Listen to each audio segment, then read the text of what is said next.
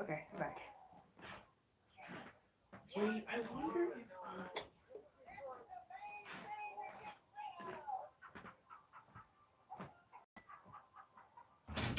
Uh-oh.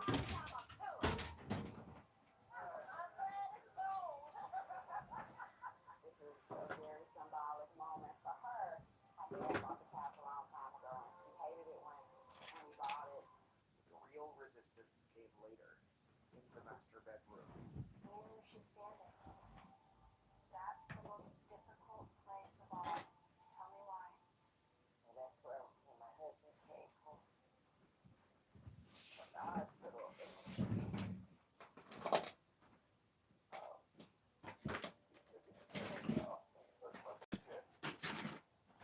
I'm here. Meredith sat with her, gently pushing the truth. Keeping the pants did not keep him alive. Letting them go didn't erase him either. When she finally unclasped her hands and let the pants go, it was Where's my other pegboard at? I got like four of these.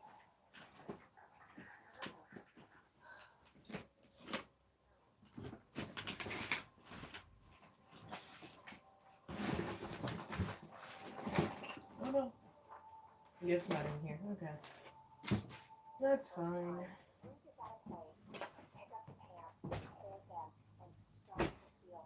the room that Oh, had wait, been no a more. shrine slowly became a bedroom again. It's not in here either. Where did I put my pegboard? And for the first time in a long time, Ruth saw herself reflected in a fresh surface.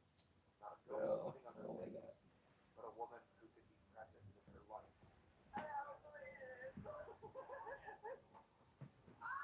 I could try melting them together.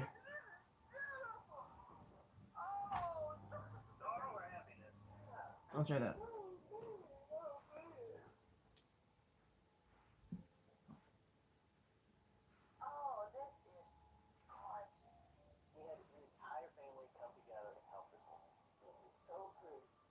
By the time the crew finished, the house had been returned to something livable.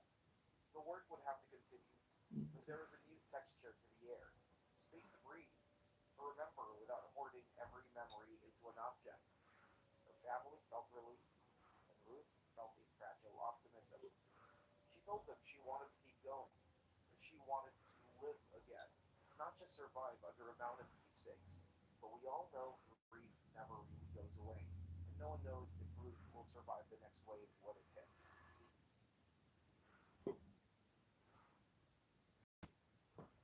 Nora used to be a school teacher. Somewhere along the line, teaching gave way to filling boxes. Boxes and containers, boxes inside boxes, cupboards full of plastic lids lined up like a shrine. I want to do another one on this side, but I don't have the pegboard. I'm kind of mad. Like, I'm mad, but I'm not mad. What started as a Because, sensible like, attempt to be stay how. organized turned ridiculous. It's gotta Thousands be of tubs somewhere. stacked so Where would I high put you it? couldn't move without brushing past them. She loved collections, cookbooks, craft Oh. supplies, and classroom gear. Slowly, shopping became a way to fill nights she didn't want to spend alone. Her daughter watched the house shrink around her mother, and there was nothing she could do about it.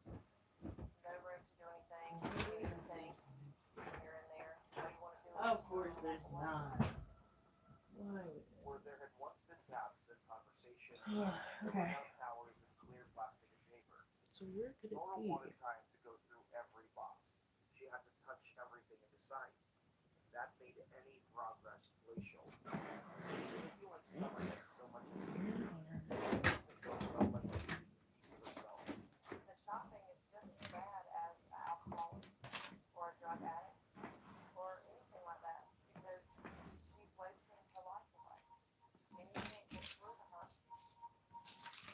She cracked everything open. After her mother and husband died, and she lost her job, Nora stopped doing what people expected. Instead, she built shelves in storage units, shopping herself away.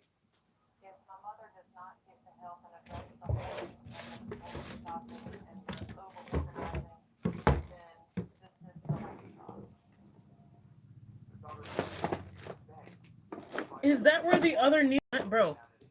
I keep finding all the needles that I lost. Professionals showed up with trucks and boxes, I got like three new reminding ones, and Nora I. to free up space. Yo. Oh Mom my was so proud of god. her stopping. I'm gonna leave that right there. Nora would sleep, wake, and bargain That for is gonna be so miles. bad. She'd go from cooperative to furious in a heartbeat. Then collapse into exhaustion. But there's still no pegboard.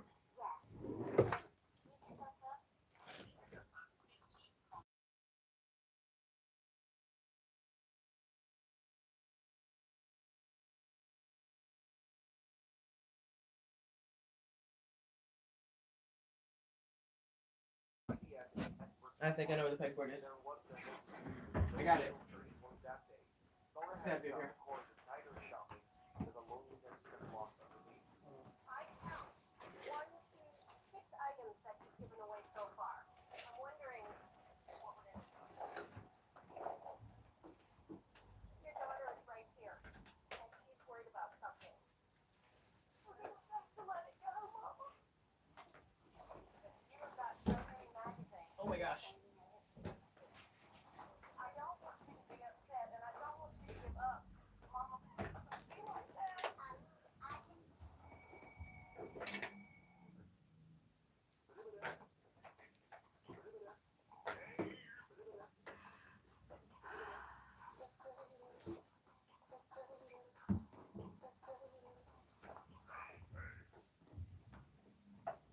It's not in here. Oh my god. Oh, wait.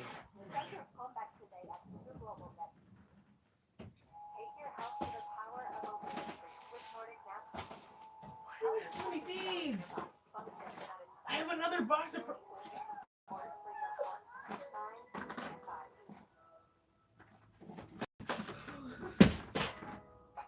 Everything but what I'm looking for. Oh my gosh. There's more. Oh my. I just found like 3 boxes of perler beads. I'm not even joking. There's. What is that?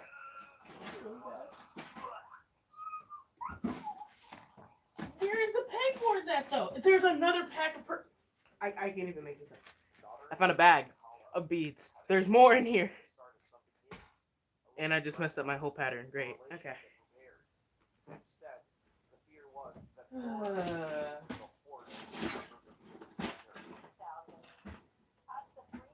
You know what? I should have did it normally from the start. 5 boxes of trash and 5 bags of trash. I don't know why I didn't do that. And I just messed up the whole pattern for no reason. But hey, we got black now. Yay. Jesus Christ. Alright.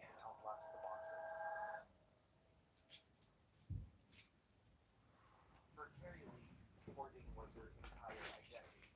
Every object, from a piece of paper to a costume tutu, was proof of where she'd been, who she believed herself to be. I don't expect probably any sort of treatment, sort of a lobotomy or something that will ever hoarding free. Every item represents an experience, a part of my history, who I am, where I've been. It all makes There we go.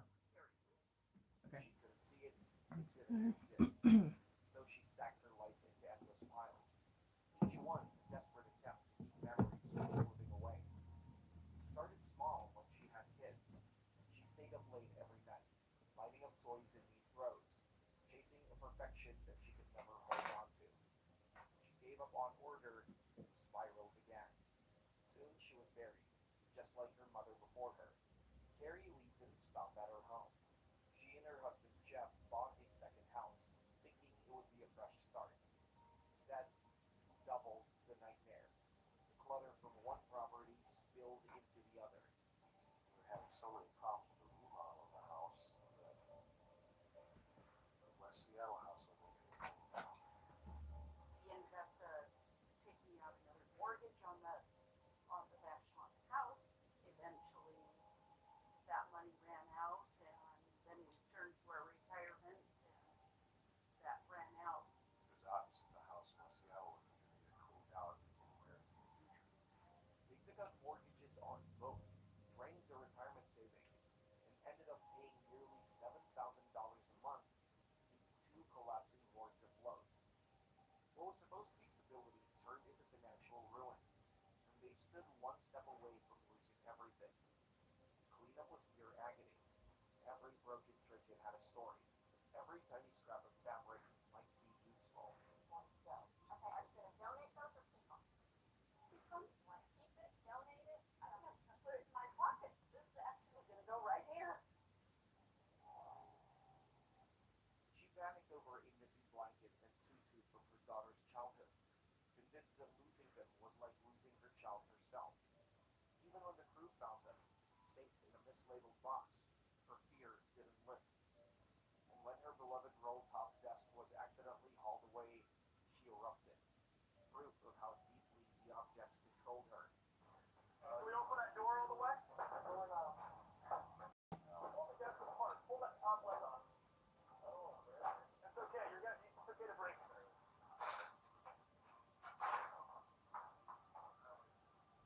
Straight to the truck, guys. All right, good job. You got a few more things inside. Upstairs, that desk specifically. We went in there with Jeff, with the crew, and removed that desk upon correct? Better? Real? We had that conversation at the top of the stairs. That's the desk. Yeah, I wanted to get it out, put it in here. Not to put it in there. I told him to put it in there because I thought you wanted it as garbage. Yeah, because you don't listen. By the end, progress was limited.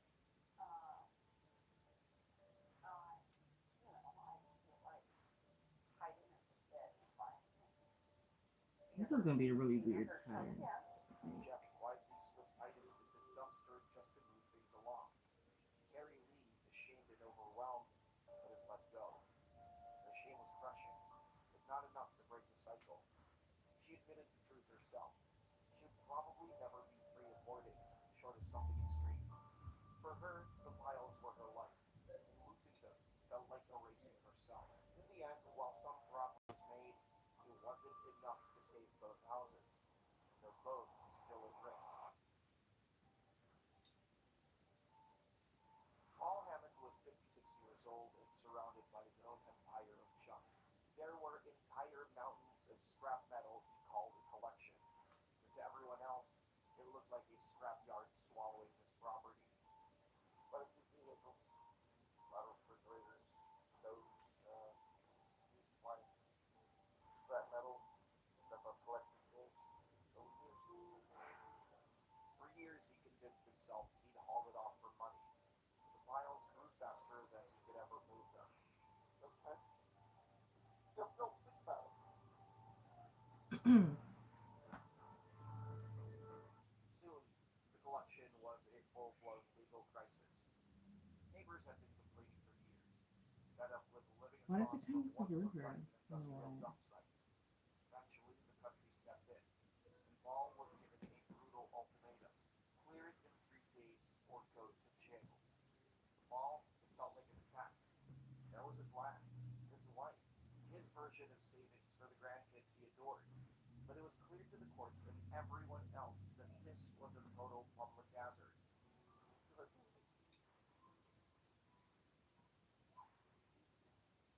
My boy's business, bro. That's not the only thing I really look forward to every day. Much, restaurant that I got my dude. No problem, my life. The cleanup was chaos. Crews swarmed his yard, trying to separate trash from scrap while the clock ticked. Paul struggled to let go. Every broken machine was still worth something in his mind. Plastic boxes and stuff. It's usable. Yeah, but right there. It's usable, yes. Do we have time to keep it?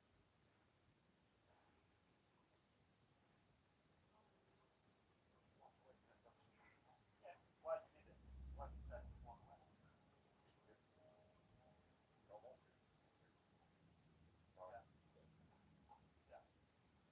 When buyers offered pennies on the pound for his metal, he snapped, furious at the idea of giving his stuff away.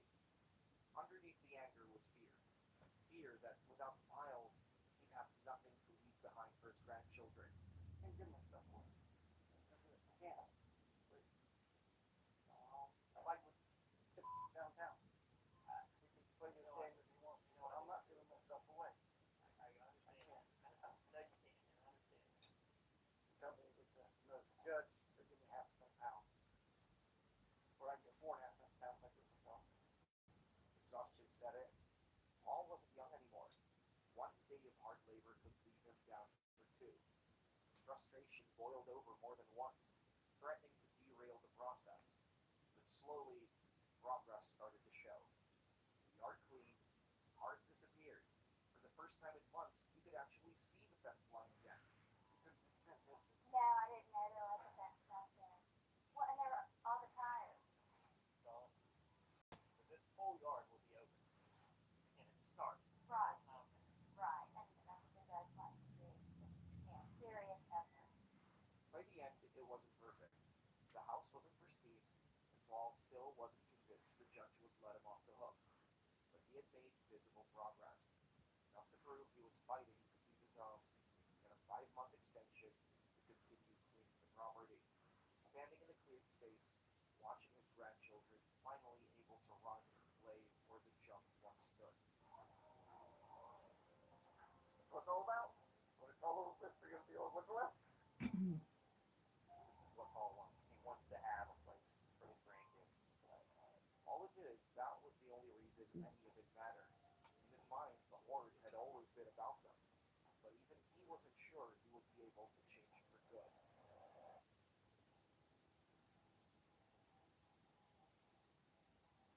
Vicky doesn't even call hers a house anymore. It's a barricade of purchases and pickups, a front door that opens into a vertical wall. She says she's out of control, and you can hear it, but she's reached the point where even asking for help feels dangerous. Do not see my house right now. It's filled. My living room looks like a junkyard. I don't know how to clean this. It's out of control. Her daughter, Cherish, that's the only route left. That's it. You can take 3 steps in front of you and go straight up the stairs and into my mother's room and into my brother's room. And that's the only navigation through the house. Her husband, Paul, admits he avoids coming home after work. And her teenage son, Harley, he's so stressed about it, he daydreams about a dorm room just to breathe. To keep the peace, Harley goes shopping with his mom. Vicky's word for dumpster diving. He hates it. He knows exactly who at school saw them, and the embarrassment doesn't wash off. Cherish watches this and wants to scream. The horde is gravity, pulling everyone into Vicky's orbit. Let me pick this one up. Dude, you need a serious man. No. Yes. No. Please. Fine. I call it shopping. It's compulsive. That's how things got piled up and piled up and piled up. Underneath it all is grief. Vicky says part of her died when her father did. The piles are her attempt to buy back what was taken. Memories, certainty, and the illusion that nothing else will slip away if she holds tight enough. The crew arrived and the plan was simple. Create family space, stabilize the home, and somehow keep CPS out of it. The first armful of sorting spiked Vicky's panic. She wanted total control over every single object. And it wasn't long before things heat up. What, Charlie, you know that? Where am I going to put that? Stuff. In my room? What? Yeah, right. Stop. Deep breath. Well, I said, just sit with Charlie and the family pictures out next to the church. Listen, you're already in work on it. We haven't even touched the first thing yet. Okay? Don't let your anxiety get the best of you before you even know what the through process is like, okay? We haven't challenged you on anything yet. Dr. Robin, being the expert here, tried to de-escalate. But Vicky was in full defense. My house, my rules. Even with her own children's custody at stake. Some junk, whatever. When I say put it there, this wall is going to go in that wall, that's where it's going to stay. Why are you irate? Well, because I'm not going to plug it in. We're not playing I any just games. want a lot of coffee in there, and I'm doing like that. No, I'm going to finish it. And no, I need more blue. you're not listening. No, you are going to listen to me. My God, don't you need that? It's supposed to be inspired by her. I don't know.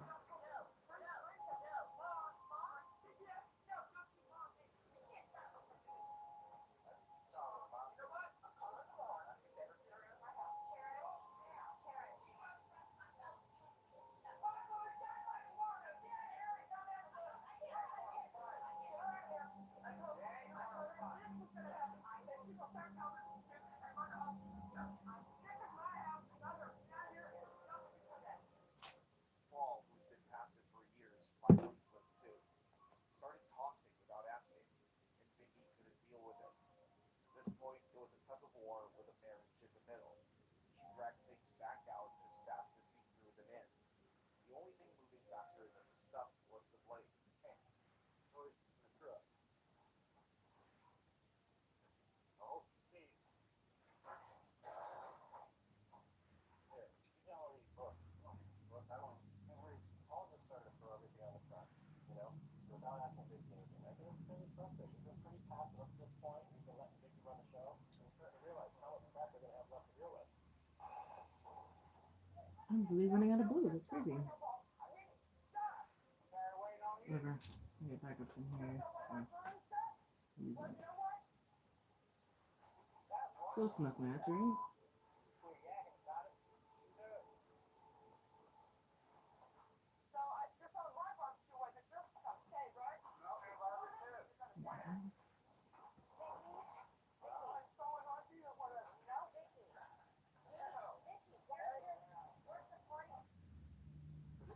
Oh my god, I'm so tired of this advertisement. It's so weird.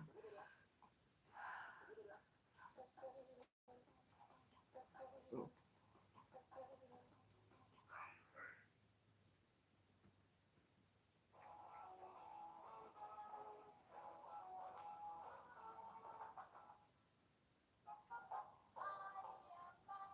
She did it. That crazy. Try CapCut's AI story maker.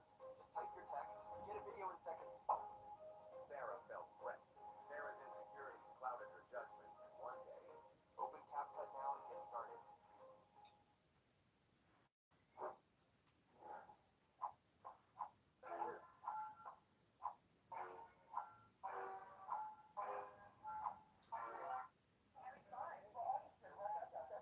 for a moment, the team pivoted, ignored the fury, and focused on Harley's room.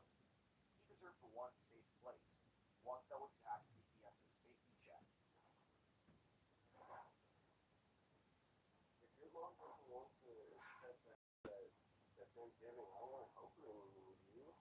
Like, this is. That young man right behind you deserves to have a nice clean room, and we just don't want to give up now. You know what I mean? But the bigger problem was still untouched. Vicky insisted she'll sort everything herself, load it on a trailer, stash it elsewhere. In other words, relocation, not resolution. And that is one of Hoarder's biggest red flags. By the end, the floor was visible, but the cycle was far from being broken. Miles were out of the pathways, but not out of her life. Cherish looked gutted, completely out of patience and hope. Harley had a bedroom, but the rest is a question mark. The house has been I cleared feel like I enough should. so that a report to CPS does not need to be made. I hope that she will take the resources that we've provided for her and follow through with that to the end. See, but now it looks weird. Fairly disappointed in my mother. Or Whatever. We'll leave it.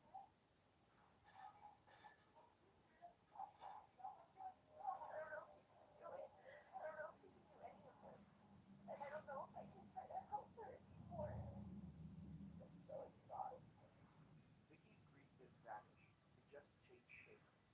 Until she lets the pain be the thing she keeps and not the stuff that tries to cover it, the house will stay one bad day away from filling that up. Oh boy. Joe, No, it was hold on. never junk. Everything she collected was part of her life story. What began decades earlier as a shared hobby with her husband, Edward, picking up antiques when they could afford them, eventually snowballed into an avalanche. My wife, I swear, I love This looks like the Earth. That's not the plan now. What? Oh my god, my phone's gonna die. Oh my goodness. It's at 4%. Hold on.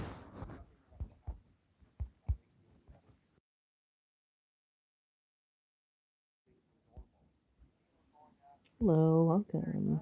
Looking at your pearly boots? Oh god, don't do that. Once again, I was sleeping.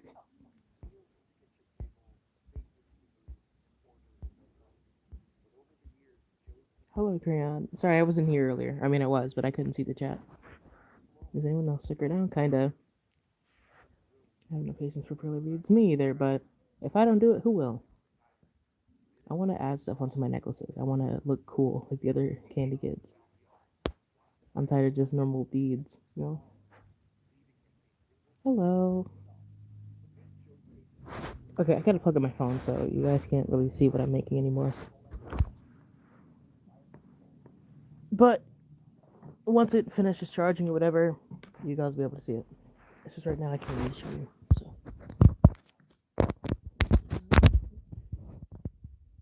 it's at 1%.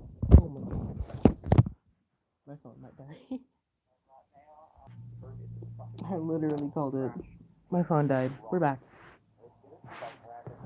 Okay, now that the actual bead making thing is done, I'm gonna take that on my.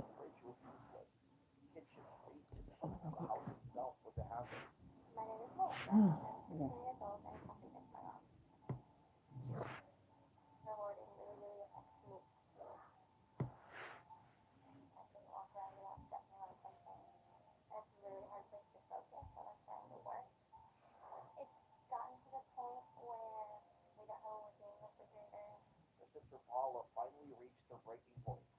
She warned Kathleen that if things didn't change, she'd take Melissa out of the home herself.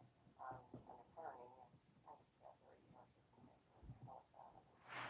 Kathleen, it felt like betrayal. Paula, it was the only way to save a child from growing up in filth. The family clash hung over every minute of cleanup, with Kathleen constantly guilt and denial. As crews cleared away the debris, the truth surfaced. Mold, spoiled food, decay. There was layers of danger hidden under her excuses.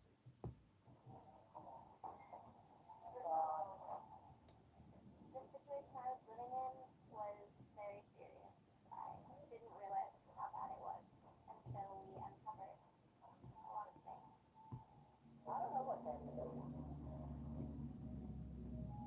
I had no idea what was under all that stuff. Is it worse than you were thinking? Yes. Okay. My family wants to get in my room. They think I'm hiding some deep, dark secret, and they don't believe that I'm not. Okay. And I told them there's nothing nasty in here, nothing wet, nothing moldy. For months, Kathleen swore she didn't have outside storage. But when old bills were uncovered, it was clear she'd been lying. She had been paying for multiple storage units in different states, funneling money and projecting her hoard while her kids went without. This crap is showing your children. You don't care about their college, you don't care about their future, you don't care about them now, but you sure as God care about having storage units in 2 different states to put this crap in. That's the message you're giving to your children and to me. And once again, lying to me. Okay, I've done enough. I got very upset.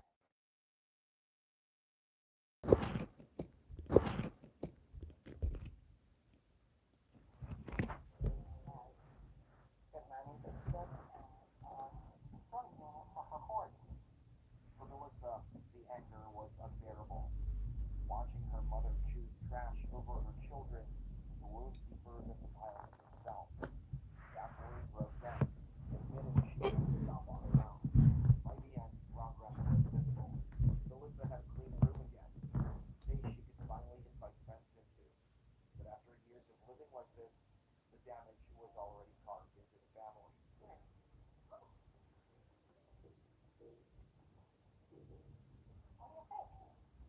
Awesome.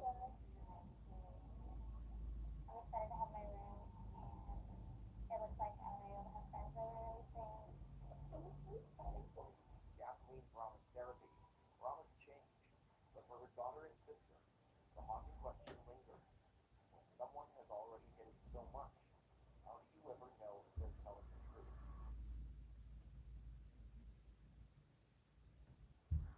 Teresa was a retired state worker and a mother of six who swore she could stop any time.